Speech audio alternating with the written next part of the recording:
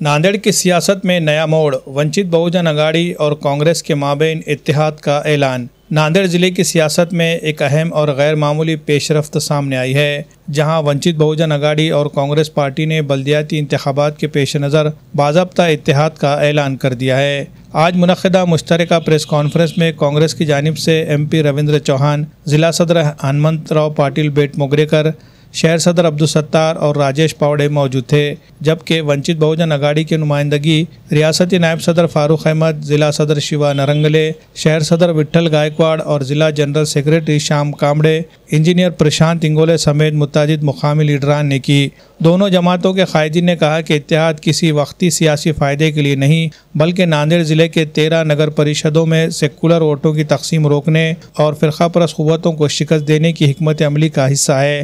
Polling 2 दिसंबर को और नताइज 3 दिसंबर को होंगे, जो इस इत्तेहाद के आइंदा सफ़र का तयन करेंगे। रहनुमाओं का कहना था कि अगर अवाम ने इस फैसले को कबूलियत बख्शी तो ये इत्तेहाद आइंदा ज़िला परिषद और नांदेड़ म्यूनसिपल कॉरपोरेशन के इंतखाबात तक भी बरकरार रह सकता है, जिससे नांदेड़ में एक नई सियासी फ़िज़ा और मजबूत अवामी क़यादत का रास्ता हमवार होगा। इत्तेहाद के मामले में महाविकास अघाड़ी के रद्द-ए-अमल के बारे में सवाल किए जाने पर कांग्रेस कायदीन ने बताया कि दीगर हलीफ जमातों को भी एतमाद में लिया जा रहा है और जल्द ही मुश्तरका हिकमत अमली के साथ इंतखाबी मैदान में उतरा जाएगा।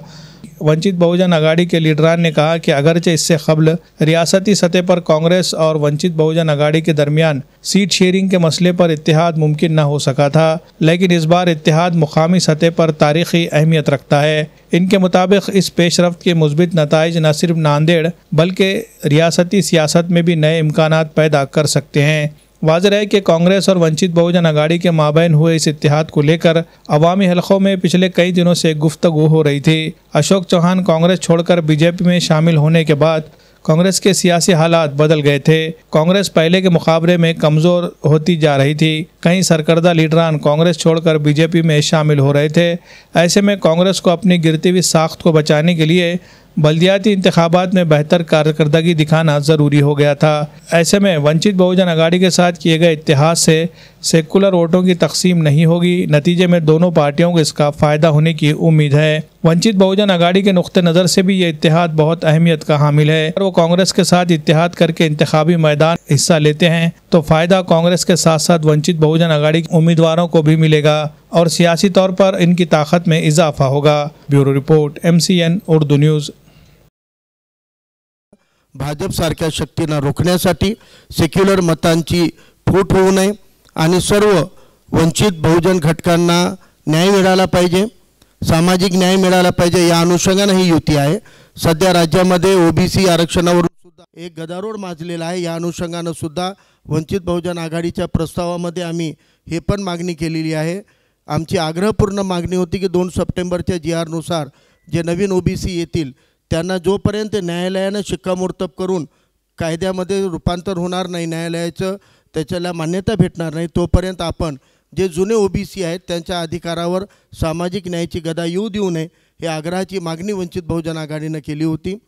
आणि या मागणीला ज्येष्ठ नेते शरद पवार यांनी सुद्धा आज मान्यता दिलेली आहे। त्यांनी सुद्धा जाहीर केलेलं आहे सध्या स्थानिक स्वराज्य संस्थांमध्ये OBCच्या कोट्यामध्ये जे वर्तमान OBC आहेत त्यांनाच अधिकार भेटला पाहिजे। हे शरद पवारांनी घेतलेली भूमिका ही वंचितच्या मागणीला दुजोरा देणारी आहे।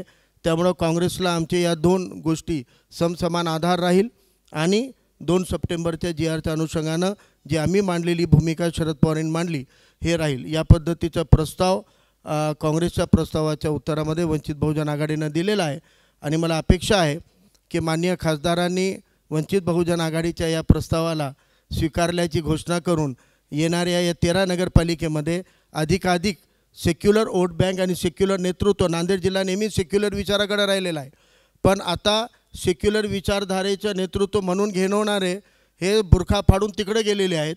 त्यामुळे आता ते तडा देण्याचा विचार करत आहेत। अशा परिस्थितीमध्ये नांदेड जिल्ह्यामध्ये आपल्या जिल्ह्याचं सामाजिक न्यायाचं, सुफींचं, संतांचं जिल्हा, या जिल्ह्यामध्ये तरी हे धर्मांधतेचं, जातीवादाचं राजकारण शिरू नये यासाठी दोघंही ताकदीनं या 13 नगरी परिषदेमध्ये आपापल्या पक्षाचे अधिकाधिक उमेदवार निवडून आणण्याचा प्रयत्न आम्ही करू। वाटाघाटीमध्ये आम्हाला जी सूट सुडेल ती निवडून आणण्याची जबाबदारी काँग्रेसची आमच्या इतकीच राहील। आग्रहानं त्यांना त्या निवडून आणाव्या लागतील। भविष्यामध्ये आपण एकमेकाचा घात न करता एकमेकाला साथ देत आहोत हा मेसेज या निवडणुकीच्या माध्यमातून समोर आला पाहिजे।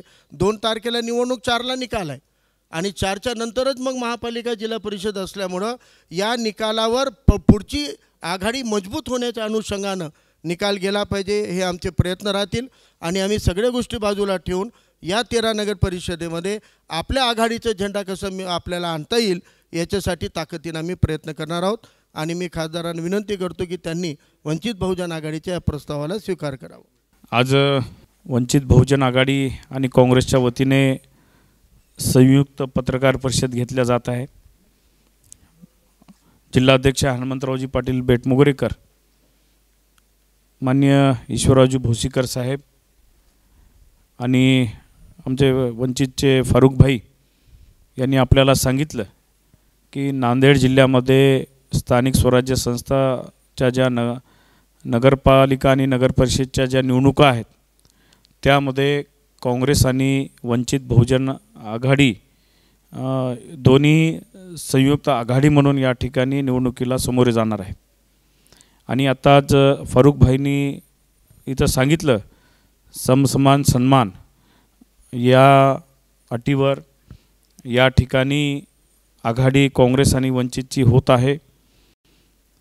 आणि जर आपण बघितलं की ज्या स्थानिक स्वराज्य संस्था होत आहेत त्यामध्ये सेक्युलर वोट आणि सेक्युलर शक्ती एका जागी आली पाहिजे अशी काँग्रेस पक्षाची भूमिका होती, वंचितची भूमिका होती।